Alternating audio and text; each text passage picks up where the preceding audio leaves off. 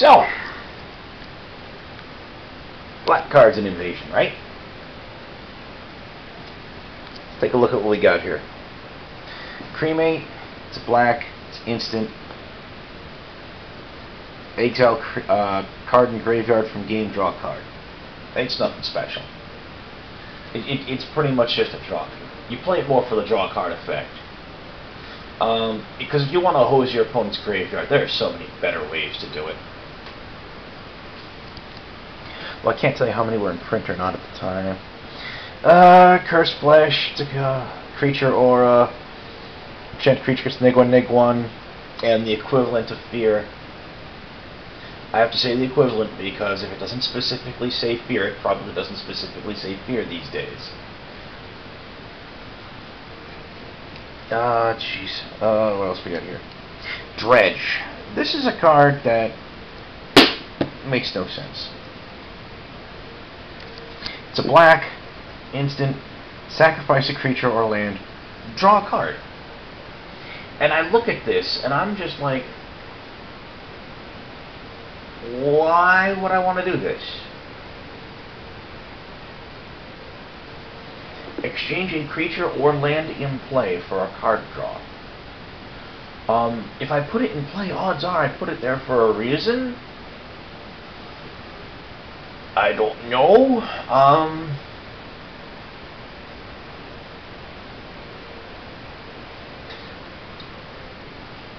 I guess if you have a creature that leaves play or enters the graveyard triggered ability, that would be cool, but really that's kind of a dumb card. I'm sure there's ways to break it. I'm certain there are, but there are also better sacrifice outlets than this too. So I don't know what's going on with that. Duskwalker, it's a 1/1 for black. Kicker 3 and a black. If you pay the kicker, you get 2+1/+1 counters and effectively Fear. Nightscape Apprentice. That's all the apprentices. I've already talked about them. He's got the red ability to give a creature first strike, blue ability to bounce a creature you control to top of the owner's deck. Won a game with this guy one of these guys several turns after I actually ran out of cards. I think I mentioned that story the other day. Fraxen Battleflies, it's actually a functional reprint of a bat. And I'm trying to remember what the bat's name was. But the creature type was bat. I'm trying to remember. I want to say vampire bats? I'm not 100% certain. Oh well. Urborg Skeleton, it's a 0/1 that regenerates for black, has a kicker of 3 colorless. You pay the kicker, it comes in with a +1/+1 counter. It's okay. It's not great by any stretch of the imagination, but he's okay. Battle.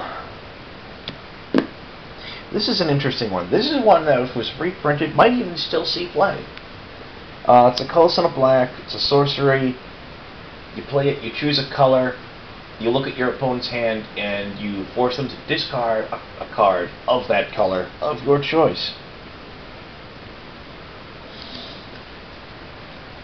That's actually pretty saucy. I mean, when, like, for example, turn 2, if it had been in print in, say, I don't know. Let's say it was printed in Zendikar block, just for sake of argument, right? I'll bet that a lot of people would have gladly on turn 2 gone, Addle, blue, show me your hand. And if the opponent didn't have Jace the Mind Sculptor in there, it's like, oh, let's get rid of this counter. You don't need that. Or let's get,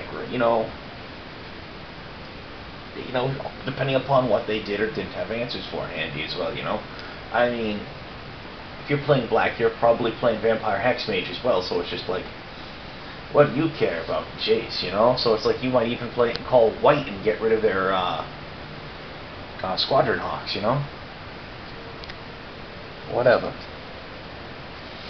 Bog Initiate, it's very similar to Initiates of the Ebon Hand from Fallen Empires, except there's no limit to how much mana you can convert into black, and it costs a colorless instead of simply a black. So it's not bad. It's really not. Desperate Research, interesting little card. It's a colorless and a black sorcery. Name a card other than a basic land. Reveal the top 7 cards of your library. Put all of them with that name in your hand. Exile the rest. Now, what's interesting about this, at least for me, is I once had a deck that I tried to make that was like all invasion cards, and it was black, red, blue, and I never played it much, and it would just sit around for long periods at a time. I think I dismantled this deck a while back. I think I did. But I had one of these in there. I had a Desperate Research in there. And on those rare occasions when I played the deck, I'd pick up the Desperate Research. Whenever I drew the Desperate Research, I would just mentally kick myself. Because since I played that deck so rarely, I made the deck because I liked Invasion a lot. Unfortunately, the deck ended up not being far from being one of my favorites, so I didn't remember its contents very well. And so when I played this, so whenever I drew this card, I sat there and tried to think about what was in the deck, and I was constantly drawing a blank on it, and I'm like, and I'm like, crap. So I learned to hate drawing this card.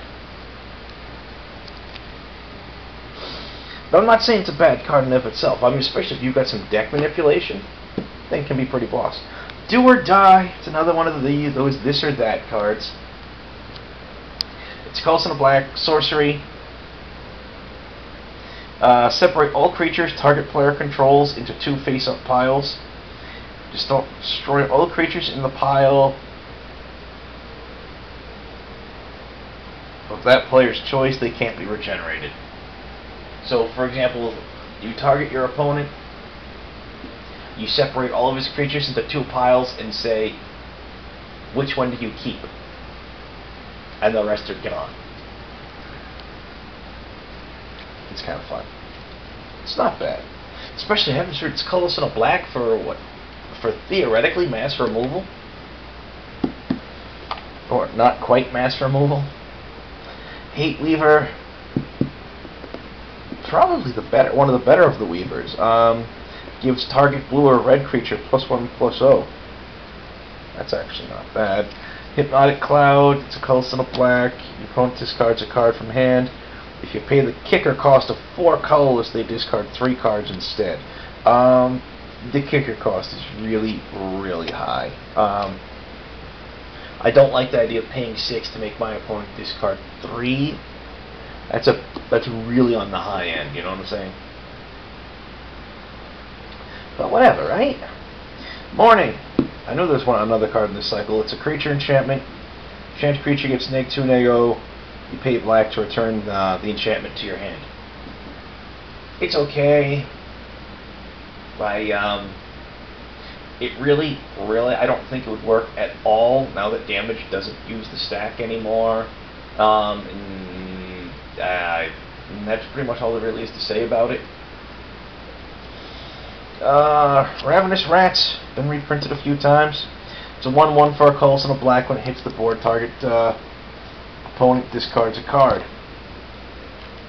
Nice. Androdite Leech, 2 colorless and a black, 2/2. It's pumpable. You pump black mana into it, give it +1/+1 till end of turn. Unfortunately, it increases the cost of your black spells. It's not really a good card. But it's a rare anyway, like all the leeches were. I don't think a damn one of them ever saw play. Defiling Tears, 2 colorless and a black. It's an instant. Target creature gets +1/-1 till end of turn, and regenerates for black. It's alright. It's alright. Exotic Curse. It's another creature enchantment. Enchanted creature gets -1/-1 for each basic land type you control. I doubt it would ever be used in Constructed, but for Draft it was a halfway decent removal card.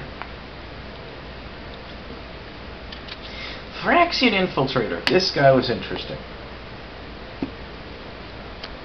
He's 2 colors and a black for a 2/2. You pay 2 colors and double blue to exchange control of the Infiltrator and target creature. I don't know if it still works, but back in the day, if you had the 8 mana to spend for it, you could activate his ability once, and then activate it a second time.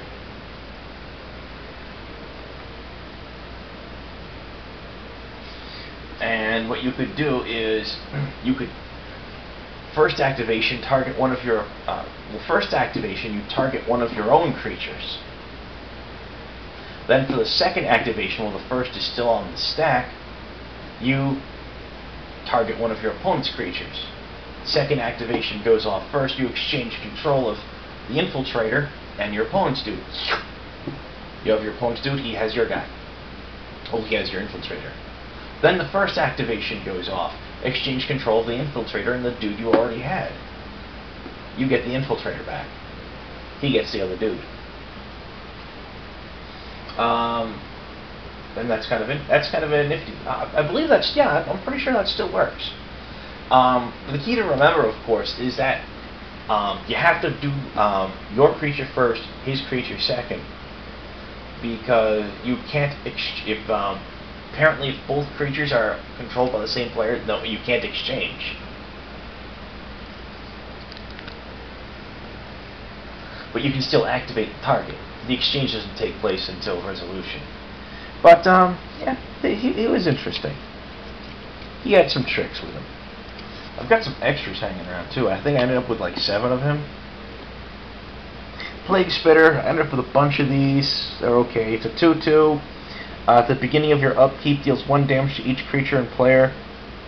When he goes to the graveyard from play, he does the same. It's kind of interesting.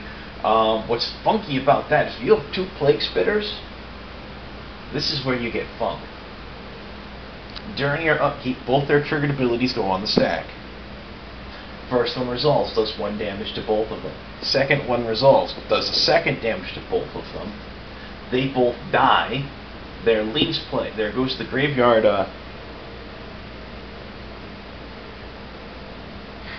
There goes to graveyard triggers go off.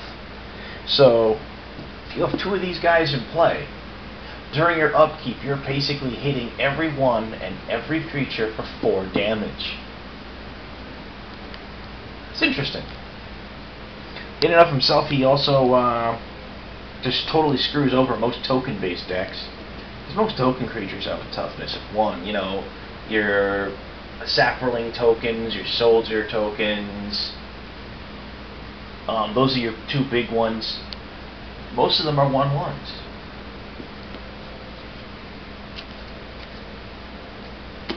Recover. This isn't bad. 2 colors and a black for sorcery. Creature from graveyard to hand, draw a card. That's not bad. That's actually pretty efficient. That I like. Scavenge Weaponry. It's an aura.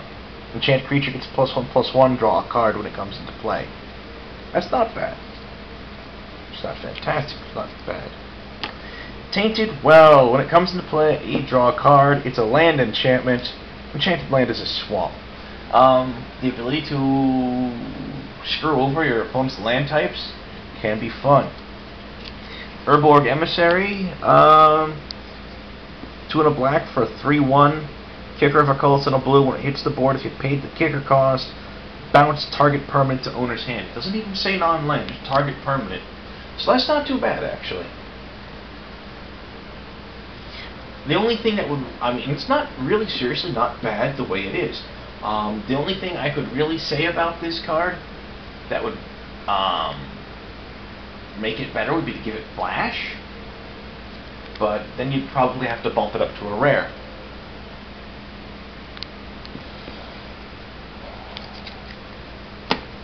Urborg Phantom, he's a 3/1, can't block. You pump blue to prevent all combat damage dealt to and by him. It's kind of interesting. Reckless Spite. This is a card that back in the day I would never have played. Colorless and double black for an instant. Destroy 2 target non-black creatures, lose 5 life. I would never have played that back in the day. Today, I look at that and I'm like, wait a minute. 3 mana to nuke 2 creatures, I lose 5 life out of the deal? Okay, let's contrast this with Dismember, which is a color which theoretically you can cast on turn 1 to nuke 1 creature. Or for that matter, you can theoretically cast any color, nuke 1 creature, and you pay 4 life out of it. This you're paying 1 more life for 2 creatures that aren't black. You know, this is actually playable.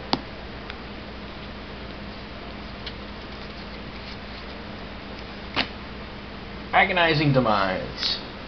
One of those cards that I'm willing to bet saw very little constructed play, but it was a fun card. 3 colors and a black. Instant. Destroy target non-black creature. Can't be regenerated. If you pay the kicker cost of a colorless and a red, Agonizing Demise deals damage equal to the creature's power to the creature's controller. That's nice. That's nice. That's so you know, the heck with adding injury to insult. We're adding injury to injury. That's how you do it. Fire Screamer. Told you there was a black Kavu. 2/2. Fire breathing. 4 mana. He's okay. He's not exceptional, but he's okay. Phyrexian Slayer. He's a 2/2 flyer.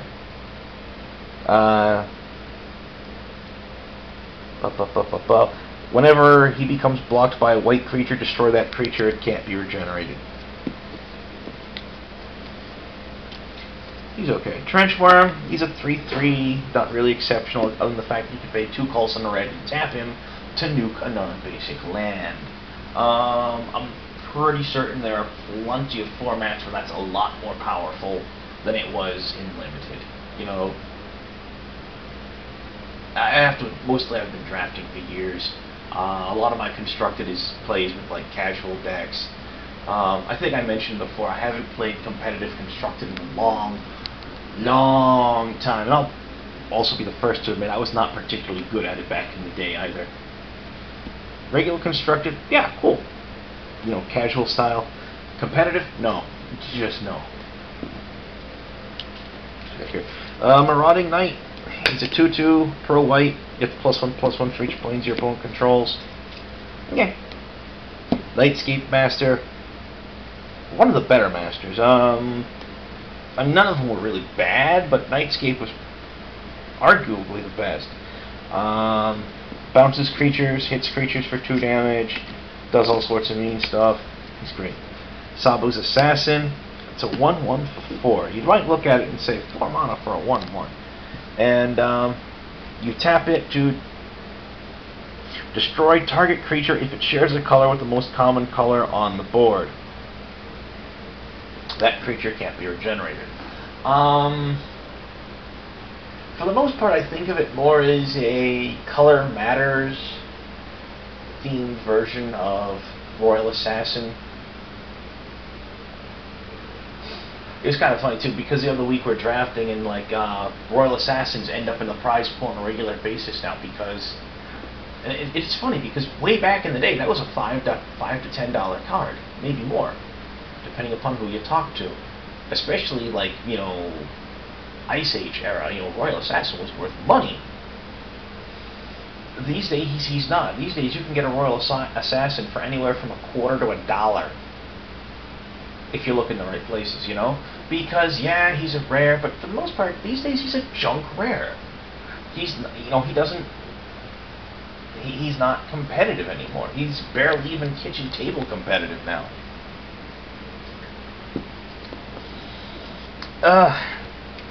Urborg Stalker, he's a 4/3, all of the black creatures get -1/-1. Yeah. I don't know what to say about him, I really don't. I don't like him, that's about all I can say. Crypt Angel, it's a 3/3 flying with pro white. When it hits the board, return a blue or red creature in your graveyard to hand. It's okay.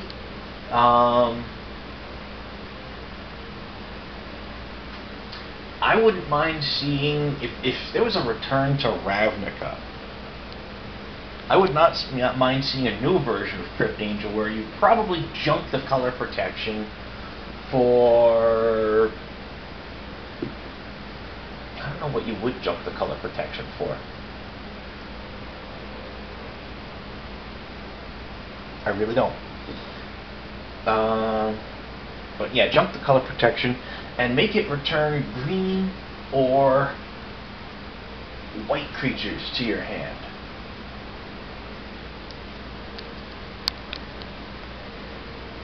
That way it'll fit in well with the Golgari or the Orzhov, you know? Because honestly, that ability, you know, red and blue, you're talking about the Rakdos and the Dimir, and neither of them is really, I don't know.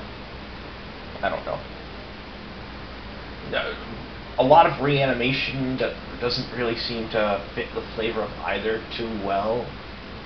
Well, that's just my opinion, I guess. I don't know. Phyrexian Reaper! He's a 3/3 for 5. When he comes blocked by a green creature, destroy it. It can't be regenerated. It's okay. I mean, it certainly gets around the idea of I swing, I block with my huge green creature of death and destruction and eat it. Wait, that's a common? Yep. So it does tend to get around that. I think it's probably a little bit overcosted. I would have been happier seeing him at like 2 in double black, I guess. I don't know. Spreading Plague. This is an interesting card. I don't know if this card ever saw a lot of play. I don't think it did. But this is a card that has a lot of potential. Whenever a creature comes into play, destroy all other creatures that share a color with it. They can't be regenerated. Yeah. Yeah. That actually sounds really interesting.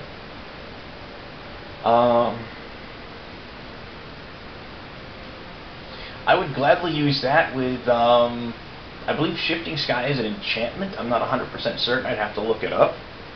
But I'm pretty sure there's an enchantment somewhere that makes all creatures in play the same color. All of them. So, you know, use those two together, and then like something, just like maybe an artifact that generates token creatures, whatever, who cares. Yeah, I'll use Sarpadian Empires Volume 4. I put a Saproling token on the board with it. It nukes every creature on the board. Come on. There's potential here, guys. There's potential.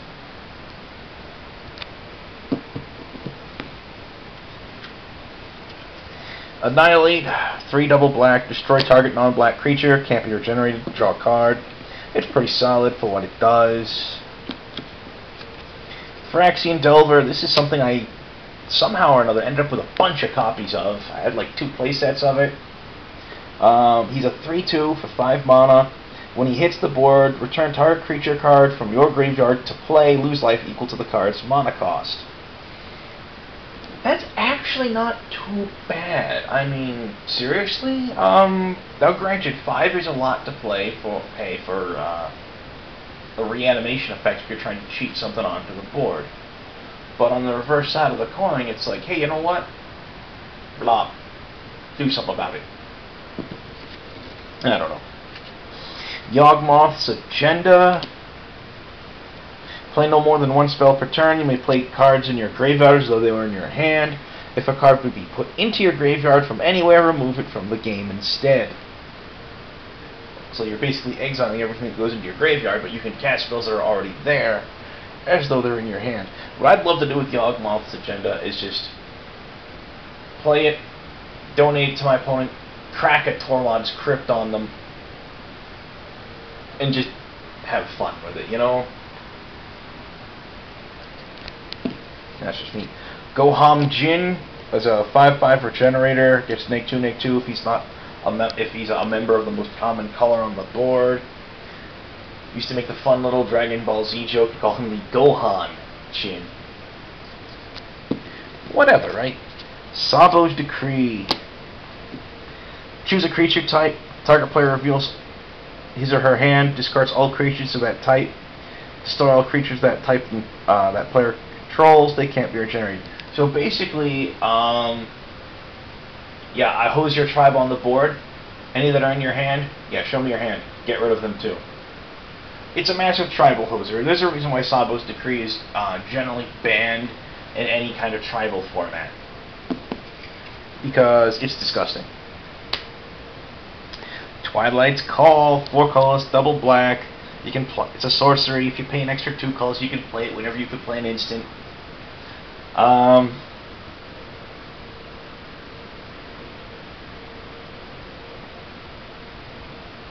All creature cards in all graveyards hit the board.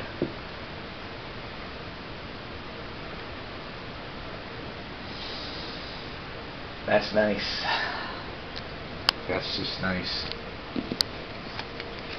Devouring Strauss, he's a pure Timmy bait. He's a 9/9 flying trample.